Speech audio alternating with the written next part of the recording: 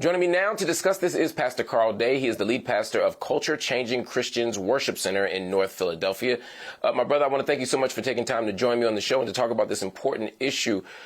You are out in the community often. I see you in the streets of Philadelphia talking about gun violence, talking about safety, talking to people, but particularly young black men, about these issues. What are some of the concerns that you're hearing? Man, thank you, Mark, for having me. Man, I'm hearing concerns all over the place. You hear everything from people are proclaiming that they don't have enough opportunity. Some folks are, committing crimes of opportunity out here in the streets. People are going through all kinds of ridiculous beefs, social media influence that really makes a lot of young people who can get access to things such as ghost guns, take their issues straight to the streets with it. You see people who are able to modify weapons. They call them switches. They can do that through 3D printers. They can turn a gun that may go pow, pow, pow to firing off 20 rounds at a time with an extended magazine on it. So this is why when we see mass shootings, this is why when we see scenes where you see or hear that 40 rounds were fired, many people oftentimes don't think the police are responding properly. But man, it's not a Wild Wild West shootout. Guys can let 40 rounds off in 6 seconds and be able to keep taking off. So, man, a lot of the citizens are concerned, scared, searching for answers, and people like myself and others are out here trying to do all we can to provide resources, intervene, do some reconciliations, and bring some, rivaling groups together and get to the root cause and see what we can do to deter some of these brothers away from the violence.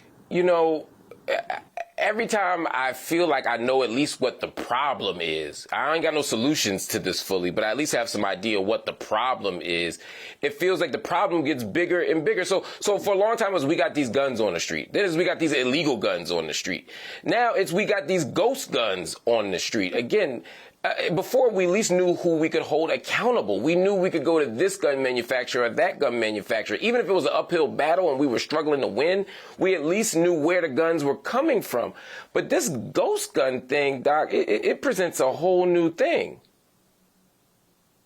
Yeah, man, that's the crazy thing about evolution, man. I know oftentimes we cite how technology advances, and that's the gift of it, but it's also the curse. Young people now have access to YouTubes and TikToks and Instagrams and everything else, and they're able to now access ghost guns, companies that are selling like kits where you can put together and piece together these guns to where, like you said, back in the day, it was a bit easier to kind of trace straw purchases. Somebody had to go into a gun store, buy a gun, report it lost or stolen, and then pass it on to a loved one or sell it out on the streets. Man, Mark, now these guys can literally go online and purchase these parts and, learn how to construct the gun. And man, an overwhelming amount of shootings are really being contributed based upon these ghost guns. So, I salute the city for trying to take some action and trying to hit these people where it hurts with their pockets. But it definitely just makes the problem even worse because, like you said, nobody can really target unless you're tracing down the shipping to where these guns are going. And I believe that, that needs to be an extra level of homework that, district attorneys and the police or investigators need to do. But yeah, we need to be tracking every single shipment that these companies make, or make these companies liable to let us know, if these guns or if somebody's purchasing them within our communities. They should, if they can't be sued, they ought to be on the hook to let us know that those gun parts are going to our communities if they're going to make a fortune off of it. Man, some of these companies do everything from have devices where your fingerprints can't, be tracked on the gun handle, to being able to have extended clips where you're not just shooting 10 anymore or even 12 anymore. Some of these guns with the extendo clips, we up to 15, 20 and plus. It's very clear that these companies know what their weapons are being used for and who they're being used by, and they don't care.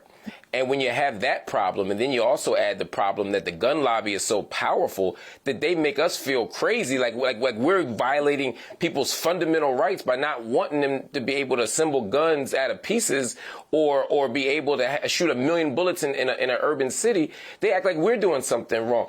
Are you optimistic that these efforts to sue the gun manufacturer, these efforts to kind of patrol or limit what they can do, do you think will be successful? Oh, man.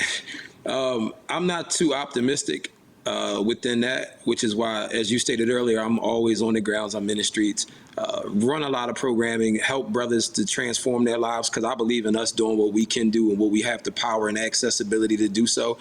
So this is why I'm doing what I'm doing, and I'm playing my part, and I believe our communities have to, because as you stated, Mark, I mean, I believe that it's clear that they know who their customer avatar is. They know exactly whom they're trying to sell these weapons to. And that is to, poor,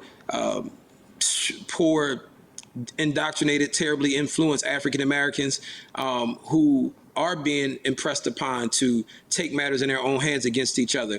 Because while the NRA will continue to push and advocate and talk about the right to bear arms, but like you said, the truth of the matter is nobody needs to fire off 35 bullets in the inner city. But also one more thing is, to their point, data can show you how many of these shootings, as you said, over 9,900 people have been murdered or been killed by gun violence. How many of those, what's the percentage of data that shows that those were due to self-defense? If that's the argument, people should have the right to defend themselves, but how many of those actual killings and murders were related to a self-defense incident? Or how many of those things reflected to somebody having their homes broken into, or somebody was trying to kill a burglar or whatnot? And I think that we have to use logic, reasoning in the data, and the data would show that obviously these people have a targeted audience that they're trying to make trillions of dollars off of, and whoever it is that they're lobbying in politics.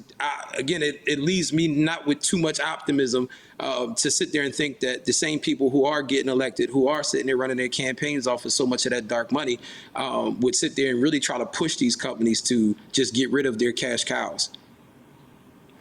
Pastor Carl Day, I want to thank you for joining us, but more importantly, I want to thank you for what you model for us. You have a deep analysis of the system. You have an understanding of the structures and the laws and the forces of power to make it difficult for us to get free and to be safe and to live lives of dignity and safety. But at the same time, you don't just get stuck with the analysis. You're on the ground every single day talking to our people about gun violence prevention, how they can make better choices, how they can live healthier lives, and you're creating safe havens for those people. That is the work that's in front of us. That's what we thank you for, sir.